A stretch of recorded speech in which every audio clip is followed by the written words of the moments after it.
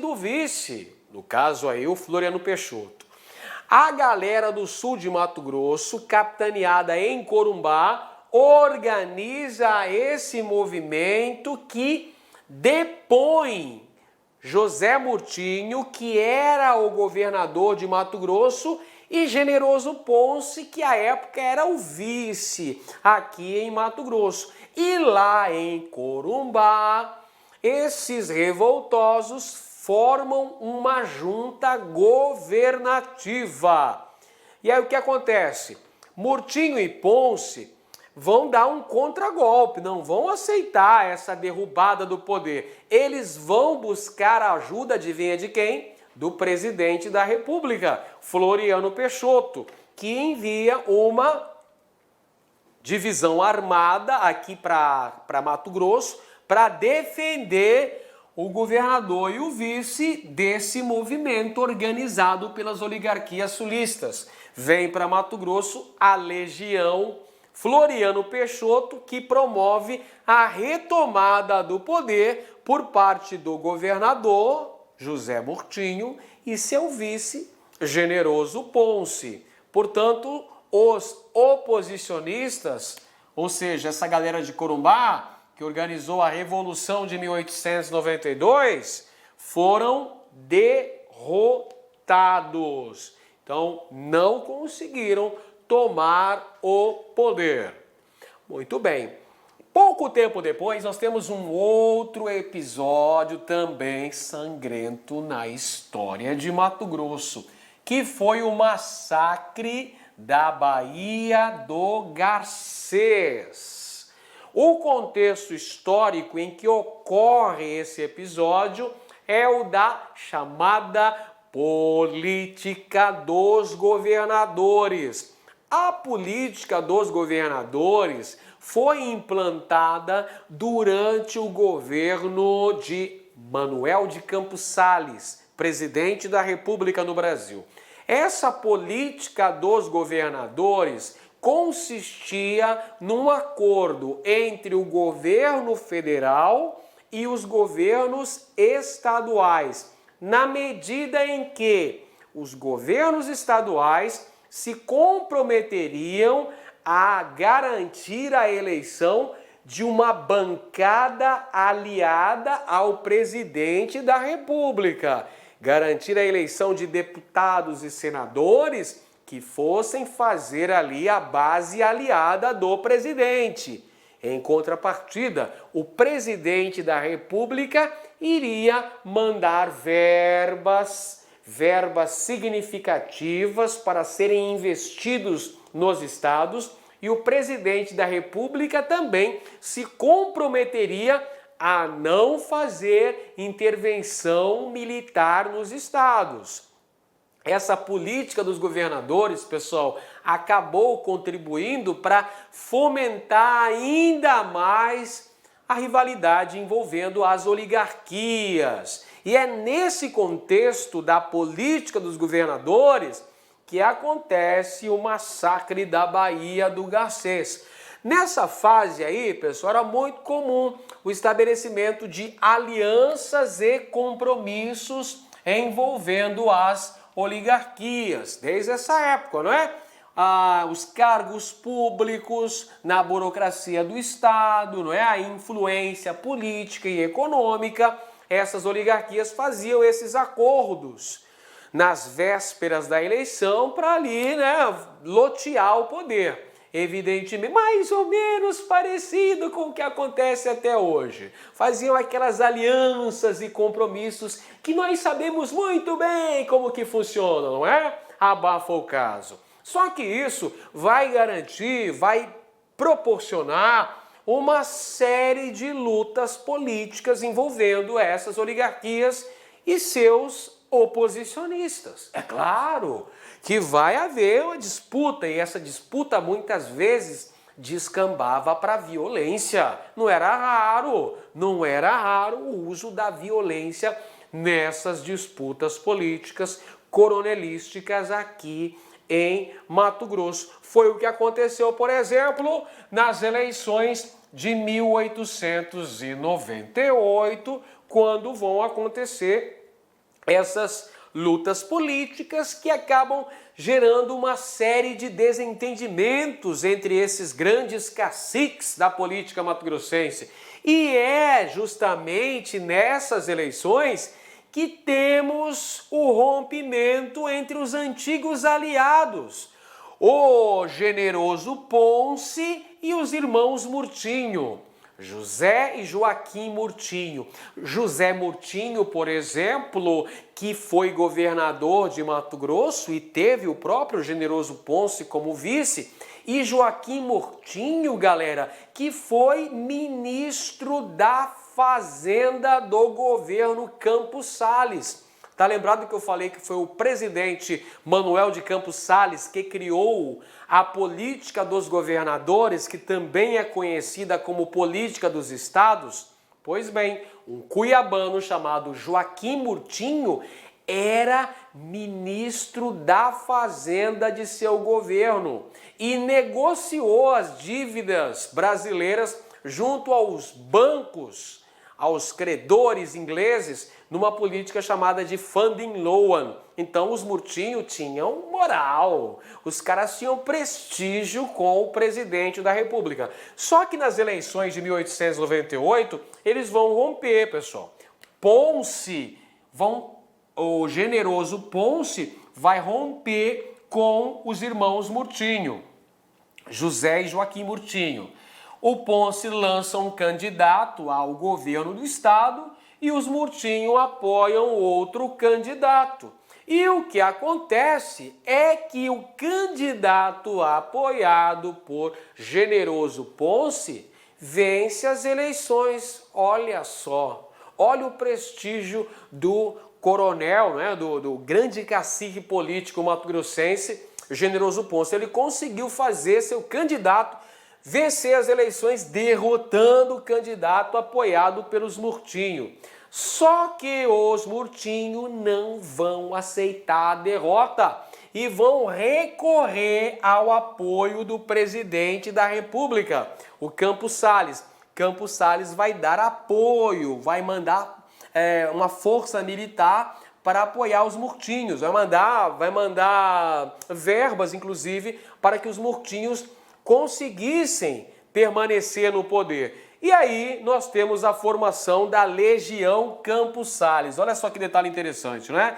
Legião Campos Salles, que é um verdadeiro exército paramilitar comandado pelo coronel Totó Paz, lembra dele? Antônio Paz de Barros, o proprietário da usina Itaici. Então ele lidera a Legião Campos Salles, que fortemente armada entra na cidade de Cuiabá, cerca o prédio da Assembleia Legislativa de Mato Grosso e exige que as eleições sejam anuladas. Olha aí, olha a petulância, né, pessoal? Eles vão pedir, né, fazer uma petição de que esse pleito fosse cancelado. Vão dizer que houve fraude, houve manipulação, esse resultado aí tem que ser impugnado. E aí os deputados da Assembleia Legislativa, diante assim de um pedido tão formal, não é, pessoal? Um pedido assim tão educado como esse feito pela Legião Campos Salles, liderada pelo Totó Paz, diante de um pedido desse aí, né? Vamos anular. Anulam-se as eleições e realizam-se um novo pleito que vai ter a vitória de Antônio Pedro Alves de Barros, candidato apoiado pelos Murtinho. Olha só, pessoal. Anularam-se as eleições que haviam sido ganhas pelo candidato apoiado por generoso Ponce, realizou-se um novo pleito e desta vez adivinha quem ganhou? Quem ganhou agora foi um candidato apoiado pelos irmãos Murtinho. Ganhou, né? A ferro e fogo, mas ganhou. E aí nós temos a formação da divisão patriótica. A divisão patriótica visava defender aqui o governador Antônio Pedro Alves de Barros, que estava no poder, e também, logicamente, o poder exercido pelos irmãos Murtinho. Então, essa divisão patriótica visava defender aqueles que estavam no poder e combater os seus oposicionistas. Quem é que estava na oposição? Quem que havia perdido a eleição?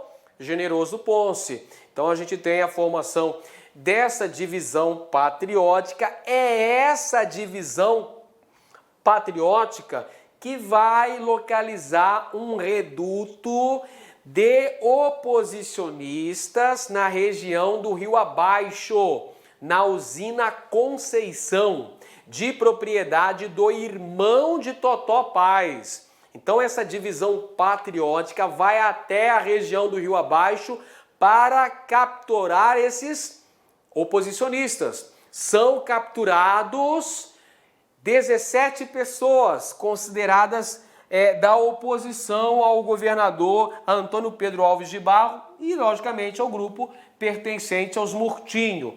E eles seriam trazidos para Cuiabá. Só que no meio do caminho fez-se ali um julgamento sumário desses 17 oposicionistas e eles foram cruelmente assassinados, com requintes de crueldade, um crime hediondo junto à Baía do Garcês, uma lagoa existente ali no caminho entre o Rio Abaixo e Cuiabá.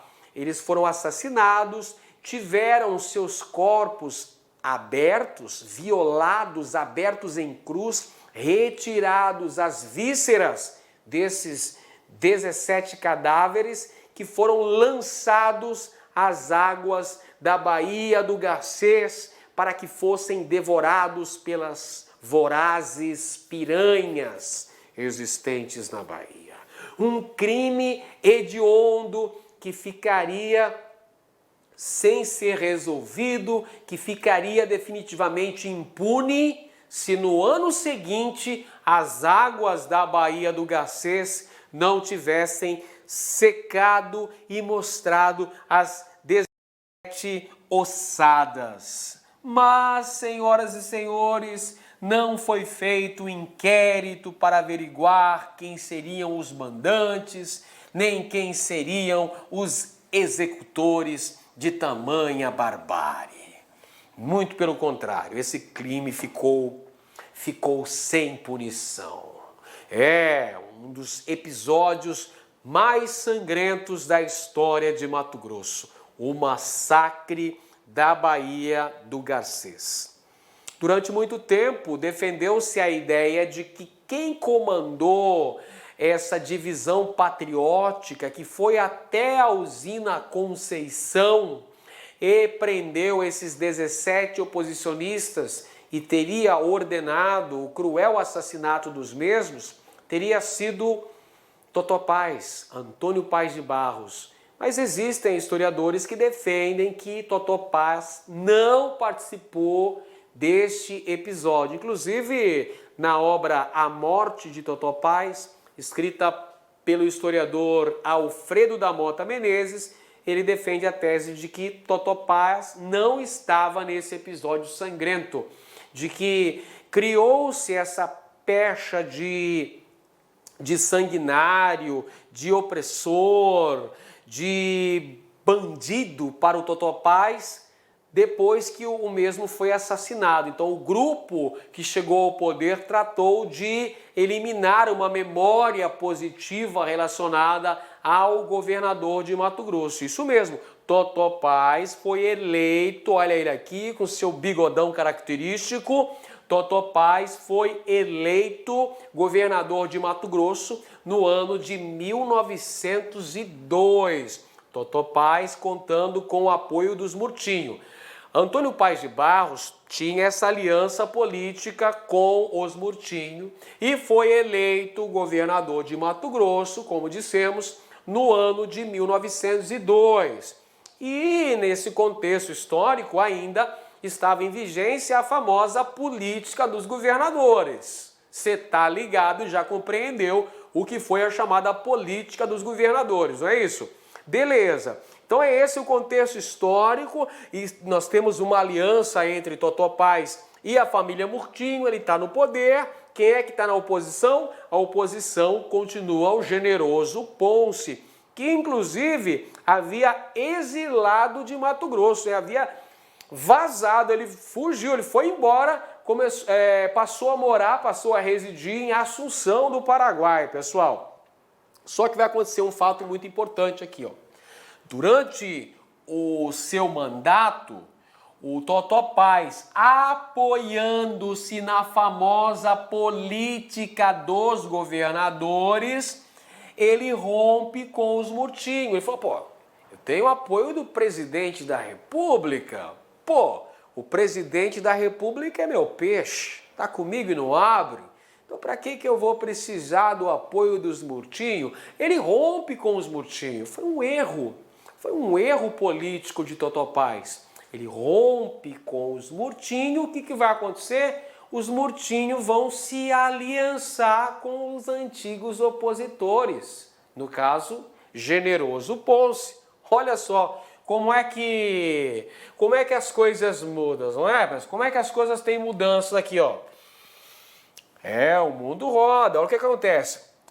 Totó Paz, que era aliado dos Murtinhos, vai romper com eles, rompe com os Murtinhos, aí os Murtinhos vão procurar Generoso Ponce, que estava lá em Assunção do Paraguai, pessoal. Estava morando lá em Assunção do Paraguai, onde ele editava um jornal que tecia violentas críticas ao governo de Totó Paz. O nome do jornal de Generoso Ponce era A Reação. Então, olha só, nós temos a formação da Legião dos Patriotas. Legião dos Patriotas na porção norte e também a Divisão do Sul na porção sul. Esses são os dois braços armados da chamada coligação. O que é a coligação? É a aliança política que foi formada com o objetivo de derrubar do poder Totó Paz, Antônio Paz de Barros. Olhem aqui, ó. Antônio Paz de Barros, que era o governador de Mato Grosso. Então essa coligação se forma lá no sul, não é? E vem em direção a Cuiabá, contando com a Legião de Patriotas e com a Divisão Naval do Sul, e começa esse movimento armado de Corumbá em direção a Cuiabá. E aí eles invadem Cuiabá, a coligação entra na capital de Mato Grosso e manda um aviso para Totó Paz para que ele renunciasse imediatamente ao governo do estado de Mato Grosso. Totó Paz, evidentemente, não voltou atrás, não renunciou, enfrentou a coligação, mandou um telegrama para o presidente Rodrigues Alves explicando a situação. E o presidente Rodrigues Alves enviou uma expedição militar, a chamada Expedição Dantas Barreto, que veio para Mato Grosso para apoiar Totó Paz, no sentido de manter o Totó Paz no poder e combater a coligação, pessoal. Porém, antes da chegada da expedição Dantas Barreto em Cuiabá, Totó Paz acabou sendo assassinado na fábrica de pólvora lá no Cochipó. Ele havia se refugiado nesse local, mas foi descoberto por seus opositores que o assassinaram. Então, quando chegou a expedição Dantas Barreto aqui em Cuiabá, Totó Paz já havia sido assassinado. Mataram o governador de Mato Grosso, Antônio Paz de Barros, o Totó Paz. Então veja aí a situação extremamente violenta em Mato Grosso. Esse é um dos episódios que vão fazer com que Mato Grosso fique conhecido como uma terra sem lei. A terra onde vigorava a lei do artigo 44, calibre 44, até o governador acabou sendo assassinado. E essa notícia do assassinato do governador repercutiu muito mal lá na capital do Brasil, o Rio de Janeiro, na época. Cogitou-se, inclusive, uma intervenção federal no estado de Mato Grosso, que só não aconteceu por causa do prestígio político que tinham os Murtinho.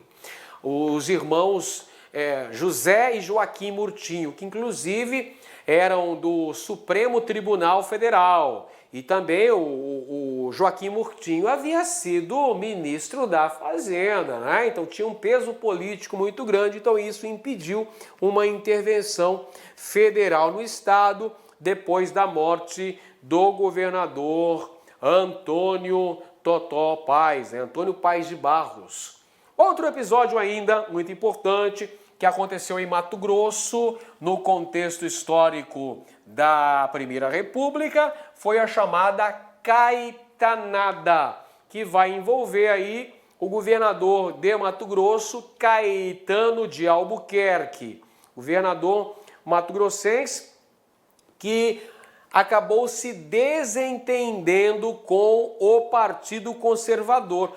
O Caetano de Albuquerque foi eleito pelo Partido Conservador, mas quando chegou ao poder, quando assumiu o governo do estado de Mato Grosso, ele acabou se filiando justamente no partido oposicionista, não é? O partido de oposição, o Partido Republicano Mato-Grossense, PRMT. Então, olha só, a oposição virou situação, porque o governador que fora eleito por um partido virou a casaca e passou para outro partido. Claro que isso levou a uma intensa luta armada entre os oposicionistas e os situacionistas. Esse conjunto de luta armada, pessoal, vai receber o nome de Caetanada, numa referência ao governador de Mato Grosso, que se chamava Caetano de Albuquerque. E é importante mencionar também que esse episódio de luta, de intensas rivalidades entre grupos, entre oligarquias políticas mato-grossenses, se dá no contexto da assinatura da renovação dos arrendamentos de terras devolutas em Mato Grosso para a Companhia Mate Laranjeira.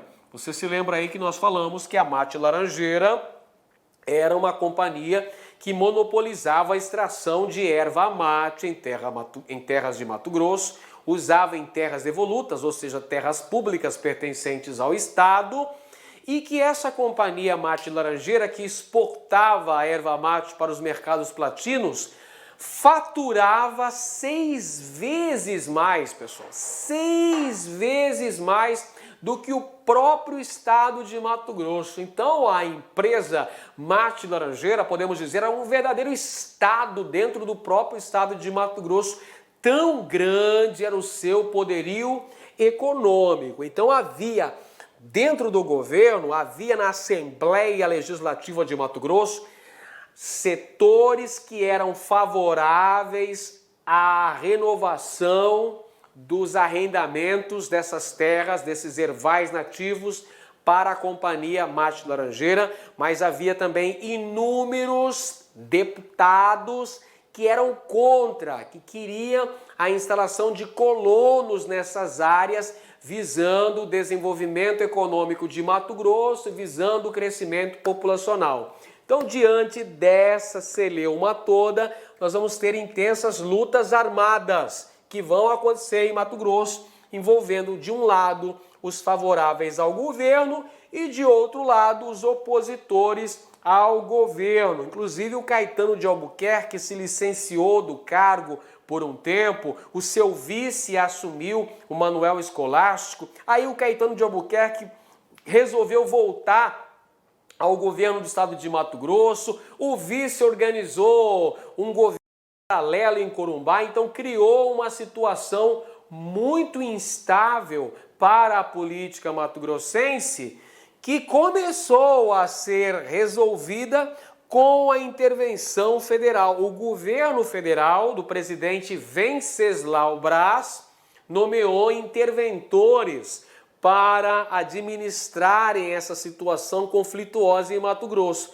Primeiro o interventor Camilo Soares de Moura, que não conseguiu dar jeito nessas contendas, e depois a pacificação política, olha só, para colocar panos quentes nessa situação e resolver definitivamente essas contendas políticas, resolveu-se nomear como interventor federal em Mato Grosso o arcebispo de Cuiabá, o mais jovem arcebispo do Brasil até então, não é? Dom Francisco de Aquino Correia, o Dom Aquino, que vai promover a pacificação desse contexto político aqui em Mato Grosso. Está aí o nosso bom e velho Dom Francisco de Aquino Correia, o Dom Aquino, que foi arcebispo de Cuiabá e também foi governador de Mato Grosso. Dom Aquino Correia, que é o autor da letra do hino de Mato Grosso, não é? Limitando qual novo colosso, o ocidente do imenso Brasil. Eis aqui sempre em flor Mato Grosso, nosso berço glorioso e gentil. Salve terra de amor. E por aí vai, né, pessoal? Mais ou menos por aí. Dom Aquino Correia, que inclusive foi o primeiro mato-grossense aceito na Academia Brasileira de Letras. Olha só, Dom Aquino. Dom Aquino, grande escritor. Lembra que Dom Aquino fundou o IHGMT, Instituto Histórico Geográfico de Mato Grosso. E olha aqui o brasão de armas de Mato Grosso. Cara, é mais um feito do Dom Aquino, meu irmão. Olha o Dom Aquino aí, pessoal. No brasão de armas de Mato Grosso, a gente tem, olha só, a Fênix. A Fênix, aquele pássaro mitológico que renasce das próprias cinzas, não é mesmo? Nós temos aqui o braço armado, nós temos aqui o Morro de Santo Antônio. Olha que beleza, o Morro de Ouro, hein? Olha só, temos de um lado a erva mate, de outro lado a borracha, e temos a inscrição Virtude Pasquanauro, mais pela virtude do que pelo ouro. Grande Dom Aquino, né? Que tem uma série de homenagens. Tem bairro Dom Aquino aqui em Cuiabá, tem a cidade de Dom Aquino aqui em Mato Grosso. Afinal de contas, ele foi arcebispo aqui de Cuiabá, foi governador do estado, autor da letra do hino, né, do brasão de armas. Dom Aquino agitou o pedaço aí. Ah, e Dom Aquino foi um dos primeiros habitantes de Cuiabá a terem automóvel. Olha o Dom Aquino, chique no último. Grande Dom Aquino. E temos ainda mais um conflito importante que aconteceu nesse contexto aqui em Mato Grosso, mais precisamente no leste mato-grossense, na região do Araguaia, onde tivemos o conflito Morbeck contra Carvalhinho. José Morbeck contra Manuel Balbino de Carvalho, o Carvalhinho. Um conflito entre chefes de garimpo na região leste de Mato Grosso. Vamos lá? Tá aí, pessoal. Morbeck contra Carvalhinho, um conflito que aconteceu na região leste de Mato Grosso, uma região marcada pela mineração, pela extração diamantífera. Temos aqui o José Morbeck, baiano, estabelecido junto aos rios Araguaia e Garças, chegou no início do século XX em Mato Grosso, o famoso Doutor Morbeck. Em 1912 ele chegou em Mato Grosso. Manuel Balbino de Carvalho, o Carvalhinho, pernambucano, residente em Santa Rita do Araguaia, chegou 10 anos depois, 1922. Morbeck contra Carvalhinho foi um conjunto de conflitos armados envolvendo os coronéis do leste mato-grossense durante o período do governo de Pedro de Alencastro, entre os anos de 1924 e 1926. Pessoal, vamos lembrar aqui que o doutor José Morbeck era uma figura proeminente nessa região leste de Mato Grosso. Tinha um grande prestígio político e econômico na região. Perfeito? E é importante também mencionar que o governador de Mato Grosso queria promover um rigoroso controle sobre a extração de diamante. Inclusive, tinha a ideia de trazer uma empresa estrangeira para atuar na extração de diamante, o que José Morbeck, por sua vez, era contrário, completamente contrário. Então, Pedro Celestino vai usar essa contenda visando benefícios para ele. Ele vai apoiar o famoso Manuel Balbino de Carvalho, o Carvalhinho, nessa luta contra o doutor Morbeck. E lembrar também que essa fase é marcada por litígios de fronteira entre os estados de Mato Grosso e Goiás. Nessa região aí do Araguaia ainda havia a questão de disputas pela fronteira aí nessa região banhada pelos rios Araguaia e Garças. Territórios estes que acabaram ficando junto a Mato Grosso, pertencendo ao estado de Mato Grosso. Quem pacificou esse movimento, né, essa disputa, essa contenda política, foi o governador Mário Correia da Costa, que acabou nomeando um delegado com pulso firme lá para tentar sufocar essa revolta. Então quem venceu, Morbeck ou Carvalhinho? Podemos dizer que quem venceu é o governo do estado, não é? O governo do estado que conseguiu ter um controle muito maior nessa área de extração diamantífera. Vamos lembrar que áreas de mineração geralmente são áreas bastante conflituosas e o governo tem o interesse de controlar não só do aspecto jurídico, mas também sob o aspecto fiscalizador. Então tivemos aqui esse episódio muito importante, muito fabuloso, que caberia uma aula só para falar do conflito Morbeck contra Carvalhinho. Quem sabe no futuro a gente grava uma aula para falar bastante sobre esse conflito importante, que tem episódios muito interessantes, como por exemplo o episódio dos morcego e dos cainágua, não é? Morcego e dos cainágua, que a gente fala mais sobre esse assunto quando falarmos uma aula especificamente. Eu prometo para vocês que no futuro gravarei uma aula falando sobre este importante capítulo da história política de Mato Grosso nos anos 20. Maravilha então, pessoal? Vamos em frente então, que ainda temos uma série de questões, uma bateria de questões para fazermos aqui, moçada. Vamos lá? Olha só que beleza!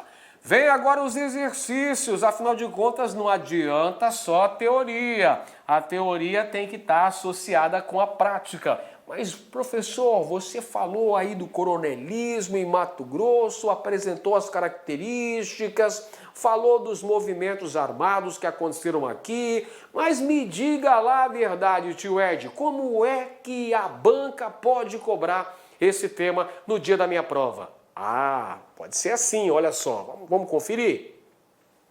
Olha essa questão aqui, gente. O coronelismo pode ser definido como o poder exercido pelos homens ricos e proprietários de terras, pessoas influentes politicamente que haviam sido agraciadas durante o Império com patentes da Guarda Nacional, correspondentes àquelas do Exército, sendo que a maioria deles era chamada de coronel. Porém, eram coronéis civis da Guarda Nacional. Então essa citação da professora Elizabeth Madureira Siqueira, extraída do livro História de Mato Grosso da Ancestralidade aos Dias Atuais, um livro que vale a pena conferir, hein? Muitas questões de concursos públicos aqui em Mato Grosso é o verdadeiro Ctrl+C, Ctrl+V desse livro aí. Traz uma série de informações importantes. Estou fazendo o jabá porque é um livro que vale a pena ser lido. Muito bem, olha só o comando da questão. Foram ações ou movimentos coronelistas no período republicano em Mato Grosso, exceto. Então, olha só, você percebeu que o enunciado da questão apresentou características do coronelismo. E o comando da questão, que é o nosso bom e velho mapa da mina, que nos ajuda a alcançar a resposta correta, que vai mostrar o caminho das pedras, está dizendo para você aqui, ó, vão ser apresentadas nas alternativas várias ações coronelísticas, vários movimentos que aconteceram em Mato Grosso durante o período da República, exceto um. Justamente a exceção é o que a gente vai procurar agora. Ficou mais fácil agora, né? Vamos nessa então. Letra A diz que é a deposição de Magesse. Letra B, o massacre da Baía do Garcês.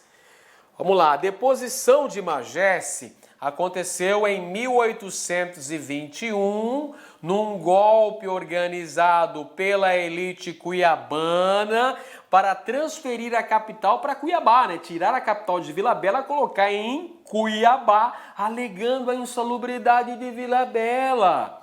1821, pessoal, é século XIX, não é isso?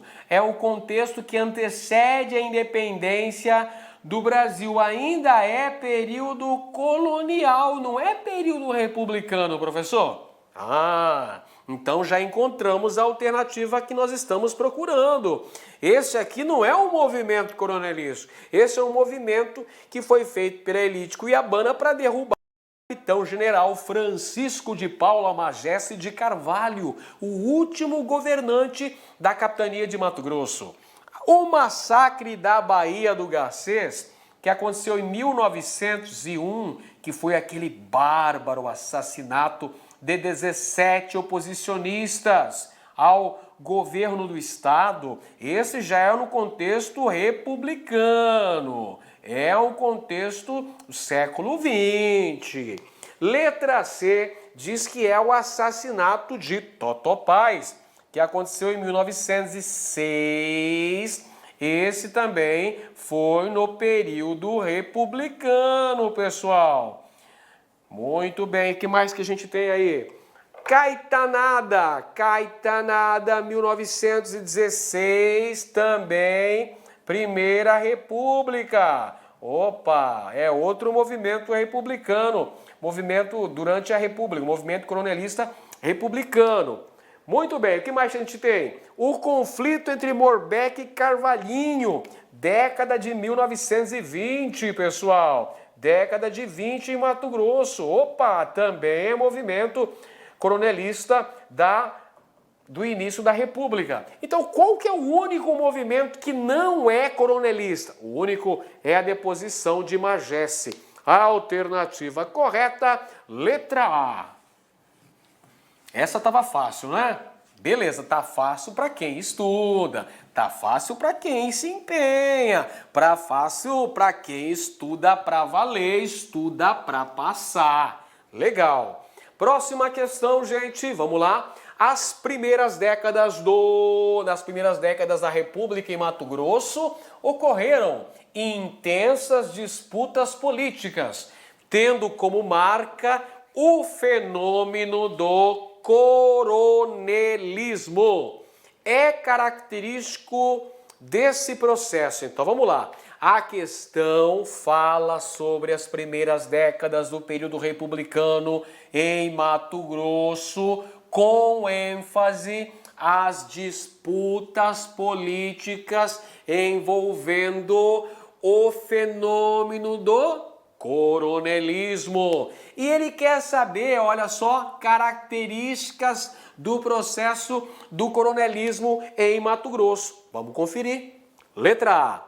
Ausência de violência nas disputas políticas e solução das divergências por intermédio de acordos e alianças. Olha só, pessoal, está dizendo que não teve violência, ó, ninguém morreu, ó, não teve derramamento de sangue. Claro que está errado isso daqui, pessoal. Intensa violência, lembra lá, Justiça de Mato Grosso, calibre 44. Então, afirmação incorreta. Letra B. Em Mato Grosso, o poder e influência das oligarquias estavam concentradas nas mãos de diversas famílias, que ora se uniam, ora se separavam de acordo com os seus interesses. É ou não é? Claro que é. Você não viu que tinha, por exemplo, a união de Generoso Ponce e os Murtinho. Depois eles se separaram. Generoso Ponce foi para a oposição, os Murtinho apoiaram Totó Paz, que depois rompeu com os Murtinho. Aí os Murtinho vão de novo se aliançar com Generoso Ponce. Então, é uma característica marcante a formação dessas oligarquias. Ora se uniam, ora se separavam de acordo com seus interesses político-econômicos. Aqui tá, pessoal. Letra B, correta. Vamos conferir as demais. Letra C. O poder das oligarquias e dos coronéis foi obstáculo para que os governantes pudessem levar a contento os seus projetos, uma vez que eles se negavam a afirmar alianças e compromissos. É claro que acontecia a formação de alianças, o estabelecimento de compromissos entre essas oligarquias. Elas loteavam o poder, pessoal, distribuíam lá a estrutura burocrática entre seus aliados. Então, para governar, precisava ali dividir o terreno, não é mesmo? Estabelecendo alianças e compromissos. Então, quando ele diz aqui que as oligarquias e os coronéis foram obstáculo, não. Haviam alianças e compromissos entre eles. Letra D diz que as disputas entre o comerciante Generoso Ponce e o usineiro Totó Paz foram marcadas pela cordialidade e alto nível. Alto nível, chegando sempre ao entendimento aceito por todos. Claro que não, né, gente? Você se lembra que a gente falou que teve lá a expedição comandada pelo Totó Paz, que foi justamente a Legião Campos Sales, que cercou a Assembleia Legislativa e obrigou os deputados a anularem o resultado do pleito que havia sido vencido pelo candidato apoiado pelo Generoso Ponce, e que depois aconteceu a formação da coligação entre Ponce, que reatou com os Murtinho e marchou para Cuiabá. Totó Paz foi assassinado. Então, essa afirmação está errada. E a letra E, a ascensão de Dom Aquino Correia ao governo de Mato Grosso significou o predomínio de uma das facções oligárquicas na disputa conhecida como Caetanada. Não, pessoal. Dom Aquino Correia, que era arcebispo de Cuiabá, era considerado uma figura neutra do ponto de vista político, uma pessoa ideal para acabar com aquelas contendas políticas em Mato Grosso. Então tá errado também. A única alternativa correta é a letra B. Letra B de bola. Legal. Próxima questão. Para muitos historiadores, As práticas políticas durante a Primeira República em Mato Grosso, período compreendido entre 1889 e 1930, tiveram algumas características que as aproximavam das de outras unidades da federação e de outras que as singularizavam. Com relação ao tema, assinale a alternativa correta. Então está falando sobre a política mato-grossense durante a Primeira República. Está falando do coronelismo. Vamos lá? Letra A. O confronto armado entre grupos políticos rivais foi uma exceção durante esse período. Gente, o confronto ali, o fight, foi uma exceção, quase nunca acontecia. Para quê, né, brigar? Para quê derramar sangue? Para com isso. Claro que não, gente. As disputas políticas entre oligarquias rivais que quase sempre descambavam para a violência foram uma constante. Não é uma exceção, cara. Para com isso. Errado. Errado a letra A. Vamos para a letra B, então. A violência política em Mato Grosso, nesse período, pode ser explicada pela existência de uma sociedade urbana e industrial. Para com isso, gente. Mato Grosso do período ainda era um estado essencialmente agrário e rural. A população se concentrava na zona rural, no campo.